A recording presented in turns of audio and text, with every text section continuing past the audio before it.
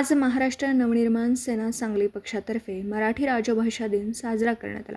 मराठी भाषा, साहित्य आणि संस्कृतीचा गौरव करण्यासाठी दरवर्षी ज्येष्ठ कवी कुसुमाग्रज यांच्या मराठी भाषेसाठी दिलेल्या योगदानाबद्दल त्यांचा जन्मदिवशी हा दिवस साजरा करण्यात येतो। यावेळी मनसेचे दयानंद मलपे म्हणाले की आजच्या दिवशी सांगली शहरामध्ये सगळ्या शाळा, महाविद्यालय, सर्व शासकीय व निमशासकीय कार्यालयांमध्ये हा दिवस साजरा करण्यात येतो।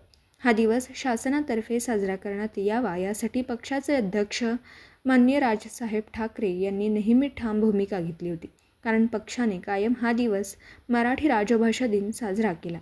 म्हणून आज आम्ही आदरणीय राजसाहेब ठाकरे यांच्या मार्गदर्शनाखाली मी मराठी माझे स्वाक्षरी मराठी हा उपक्रम मोठ्या उत्साहात साजरा करतो।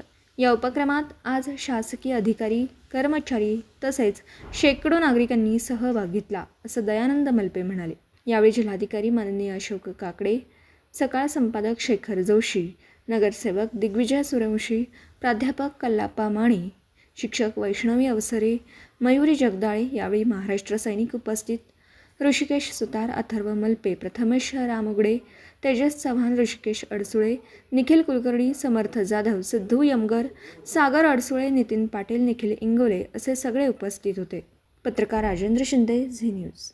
मी दयानंद मलपे, मनसे शहर। आज मी मराठी माझी स्वाक्षरी मराठी हा कार्यक्रम दरवर्षीप्रमाणे आज विश्रामबाग येथे साजरा केला। यासाठी सर्व उपस्थित नागरिक मोठ्या संख्येने उपस्थित आहेत।